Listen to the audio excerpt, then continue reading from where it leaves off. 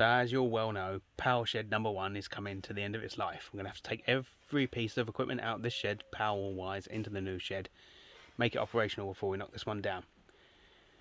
You can see the AC charging has disappeared, and we're now moving 6 foot to the left into the new shed. I'm going to step back so you can actually see the full scope of it, and then I'm going to make you dizzy by going up and down.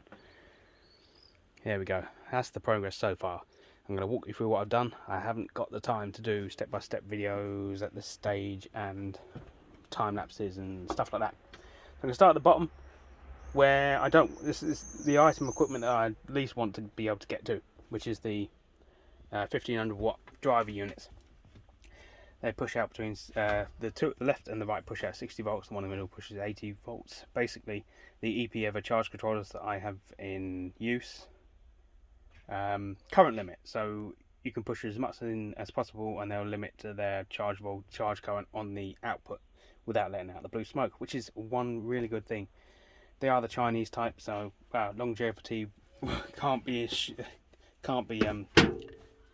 guaranteed, and obviously it's got the single insulated supply cable, which we might have to heat shrink or wrap in tape or 3D print something just to cover that up just a little bit more, so we're getting knocked and damaged.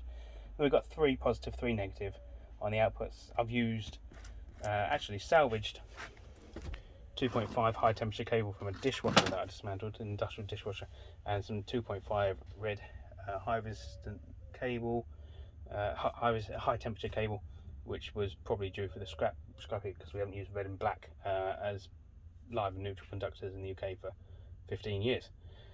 So all holes are grommeted, drilled, tapped with 3.5 bolts onto a salvaged shelf that I cut in half.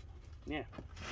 So we've still got a bit of the reduce, reuse, recycle, upcycle, whatever in this build. On the output, there we go, cable tied and fixed down to the frame of the shelf.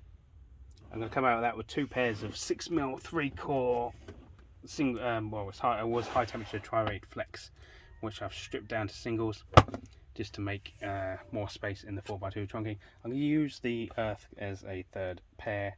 Doesn't matter on a DIY build. You're not going to see it once I heat shrink it, and it's my secret and your secret. No one else knows.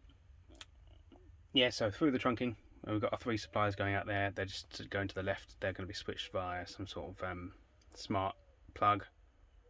I haven't actually figured out where I'm going to put them yet, because I've done about 30 drawings and can't find myself being satisfied with any one, so I thought I'd just build it, and if it's wrong then it's wrong, because it's got to start somewhere.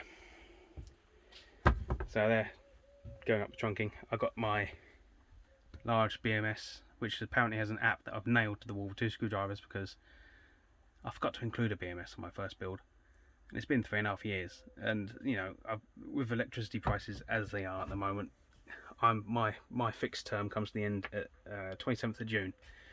My electricity will go from 16.5 pence a kilowatt to 35.5 pence per kilowatt. That's because I've fixed again, but it means I can keep my off-peak tariff between 12:30 and 4:30 in the morning, which goes from 5 pence to 7.5 pence, and that still gives you, you're still paying a quarter of what you would pay for that electricity, and just push it out during the day through the inverters.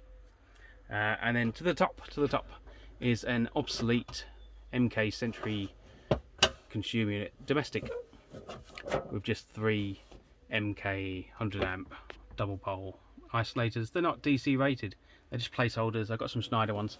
I'll put the Schneider ones in when we get to that point, because I can't find them. And I'm also going to use this enclosure as it's large as my relay station, because I want, when the smart plug turns on the chargers to charge at night, I want the PV to be isolated from that so it doesn't backfeed. So you're getting some funny old readings on the charge controls. Don't want to let out blue smoke because things cost money and I haven't got much of it. So BMS is yet to be homed. It's going to probably be on the left hand side. Probably have a set of services down here. I want indicators to show when the chargers are set to be on, because sometimes during winter I might not want all 3 to be on, just maybe 2 or 1 just to top it up overnight. What's going to go here? between my chalk mark. I'm probably going to put my 3 kilowatt EP ever 3 kilowatt EP ever inverter there between that and the chalk mark, and then I'm probably going to put the consumer unit for the shed and soon to be garden room below that. I'm just going to pick it up so I don't get dizzy. I've just picked a domestic Aleutian one and fit it with loads of blanks because I've accidentally bought a 10-way and not a 8-way. So I'm going to put that in there. Car charger, lights, sockets, garden. So that's 4 circuits that I plan. And off-peak charging, 5 circuits out of 10. So there's still going to be a fair few blanks in there. Domestic, metal clad. I'm going to put RCBOs in. Got a 10mm 3-core steel armoured down here, which don't get dizzy, which is here. I'm standing on it, which will reach up to the board quite happily. And a bit of trunking over here, and then I've got a little bit of space down there to play with monitors. See what comes in, goes out over the weeks, months, years, hopefully. So after we got our services, we'll do battery, or battery, and then suitcase battery on the floor. I need to figure out where I've got a buzz bar chamber, and I have already realised that I've snookered myself in because I've got 4x2 trunk in there and I need to break out this way.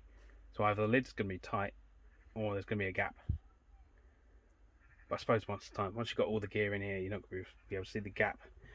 Buzz bar, BMS, current monitors, figure out where I'm going to put the batteries, and then obviously the suitcase batteries will go on the floor somewhere with a 100 amp Anderson quick release plug type thing, and you can see they're sitting over there quite happily doing their thing. Got enough batteries for 4, 1.7 kilowatts each.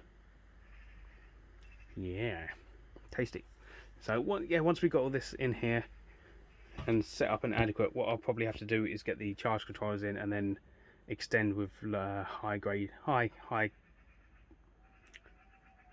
square millimeterage, big cable back to the batteries so that I can keep that in service whilst I finalise everything here.